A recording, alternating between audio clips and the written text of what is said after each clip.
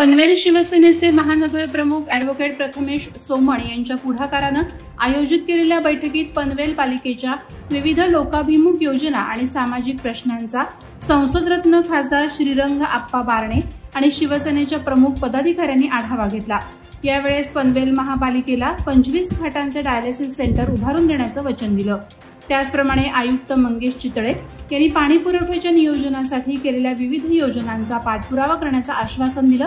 बाळगंगा धरणातून वाढीव पाणी पुरवठा मिळवण्यासाठी प्रयत्न करणार असल्याचं आप्पा बारणे यांनी सांगितलं। धाटाव एमआयडीसी हद्दीतील कॅल्केम कंपनी बंद पडली असून कंपनीचा मालक दिवाळखोरीत निघालाय। कामगारांचे 2 महिन्यांचे पगार बुडाले असून रजेचे पैसे सुद्धा दिलेले नाहीत। अनेक वर्षांपासून ग्रामपंचायत कर आणि सरकारी कर थकबाकी आहे। दिवाळखोरीत निघालेला हा कारखाना साधना कंपनी व्यवस्थापनानं घेण्याचं ठरवलं असून या कंपनीतील मशिनरी भंगारात हलवण्याच्या हालचाली सुरू झाल्यात। याबाबत ठाकरे गटाचे तालुका प्रमुख समीर शेडगे यांनी कामगारांचं देणं तात्काळ द्या, अन्यथा कारखाना हलवू देणार नाही, असा इशारा साधना नायट्रोकेम कंपनीला दिला आहे।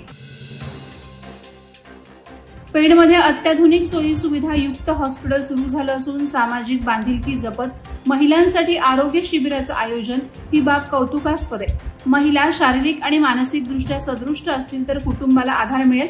गॅलेक्सी मल्टीस्पेशालिटी हॉस्पिटल पेणकरांसाठी वरदान ठरणार आहे, असे उद्गार डॉ. नीता कदम यांनी महिला दिनानिमित्त आयोजित मोफत आरोग्य तपासणी शिबिराच्या उद्घाटन प्रसंगी मनोगत व्यक्त करताना केलं। मोफत महिला आरोग्य तपासणी शिबिराला उत्स्फूर्त प्रतिसाद लाभला। एकूण 155 महिला रुग्णांची यावेळी तपासणी करण्यात आली। महिला आणि बालविकास मंत्री अदिती तटकरे यांच्या हस्ते प्रादेशिक पर्यटन विकास योजनेअंतर्गत पोलीस मित्र शिल्प आणि एटीव्ही वाहनाचं लोकार्पण सोहळा अलिबाग समुद्रकिनारी पार पडला। यावेळी जिल्हाधिकारी किशन जावळे, पोलीस अधीक्षक सोमनाथ घारगे, महिला आणि बालकल्याण अधिकारी निर्मला कुचिक, माजी नगराध्यक्ष प्रशांत नाईक, माजी नगरसेवक अॅडव्होकेट प्रवीण ठाकूर, हर्षल पाटील, अॅडव्होकेट अंकित बंगेरा, किहिम सरपंच प्रसाद गायकवाड, राष्ट्रवादी काँग्रेसचे अमित नाईक, आरसीएफ कंपनीचे कर्मचारी उपस्थित होते। जागतिक महिला दिनाचं औचित्य साधून ग्रुप ग्रामपंचायत चौक हद्दीतील महिला डॉक्टर, विविध क्षेत्रात उच्च कामगिरी केलेल्या महिलांचा सन्मान सरपंच रितू ठोंबरे आणि महिला सदस्य यांनी केला। ग्रुप ग्रामपंचायत चौक यांनी जागतिक महिला दिनाच्या निमित्तानं महिलांसाठी विविध उपक्रम, खेळ, महिला दिनाचं महत्त्व, माझी वसुंधरा अभियान, आरोग्य समस्या, हळदी कुंकू आणि खेळ पैठणीचं आयोजित करून माझी वसुंधरा अभियान यशस्वी करण्याचं आवाहन केलं। यावेळी महिलांना कापडी पिशव्यांचं वाटप करण्यात आलं। यावेळी ग्रामपंचायत हद्दीतील महिला मोठ्या संख्येनं उपस्थित होत्या। मनसेच्या 19व्या वर्धापन दिन आणि जागतिक महिला दिनाचं औचित्य साधून महाराष्ट्र नवनिर्माण सेना उरण आणि सत्ययोग बहुउद्देशीय सामाजिक संस्था उरण यांच्या वतीनं रायगड जिल्हा कबड्डी असोसिएशनच्या मान्यतेनुसार मनसेचे तालुकाध्यक्ष अॅडव्होकेट सत्यवान भगत यांनी खोपटा गावात मनसे कबड्डी चषक 2025 स्पर्धेचं आयोजन केलं होतं। या कबड्डी स्पर्धेसाठी मनसेचे नेते राज ठाकरे आणि अमित ठाकरे यांनी शुभेच्छा दिल्या होत्या। कबड्डी स्पर्धेचा थरार पाहण्यासाठी तरुणाईंनी गर्दी केली होती। यावेळी कबड्डी स्पर्धेत सहभाग घेणाऱ्या खेळाडूंचे आयोजक अॅडव्होकेट सत्यवान भगत यांनी यथायोग्य सत्कार केला। कर्जत खालापूरचे शिंदे गटाचे आमदार महेंद्र थोरवे यांनी खासदार सुनील तटकरे यांच्या विरोधात आक्षेपार्ह वक्तव्य करत टीका केली होती। याचा निषेध रायगड जिल्हा राष्ट्रवादी काँग्रेसकडून विविध तालुक्यात नोंदवण्यात येत आहे। माणगाव तालुका राष्ट्रवादी काँग्रेसकडून कुणबी भवन हॉल येथे पत्रकार परिषद घेत निषेध व्यक्त करण्यात आला। यावेळी राष्ट्रवादीच्या माणगाव तालुका पदाधिकारी, जिल्हा पदाधिकारी आणि कार्यकर्ते यांनी आमदार महेंद्र थोरवेंचा खरपूस समाचार घेतला।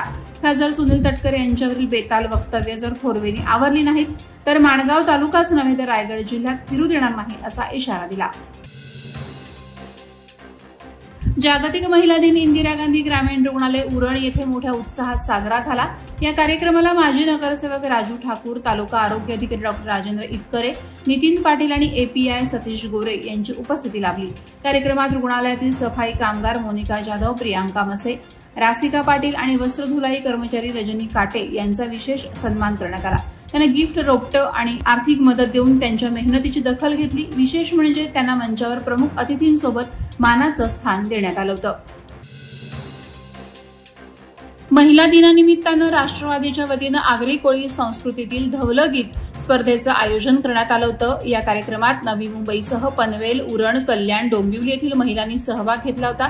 धवलं गीत स्पर्धा नवी मुंबईत प्रथमच आयोजित करण्यात आली असून आपल्या युवक युवतींनी पाश्चिमात्य संस्कृतीकडे आकर्षित न होता आपली पारंपरिक संस्कृती जपली पाहिजे, असं आयोजक राष्ट्रवादी काँग्रेसचे जिल्हाध्यक्ष चंद्रकांत पाटील यांनी सांगितलं. ग्रुप ग्रामपंचायत दुंद्रे येथे महिला दिनानिमित्त विविध कार्यक्रम घेण्यात आले. यावेळी रीटघर हायस्कूलमधील विद्यार्थ्यांनी लेझिम पथकाद्वारे मान्यवरांचं स्वागत केलं. महिला दिनानिमित्त योग प्रशिक्षण घेण्यात आलं. दुंद्रे ग्रामपंचायत आणि रॉबिन वुड्स या संस्थेनं विद्यार्थ्यांना शालेय साहित्याचं वाटप केलं.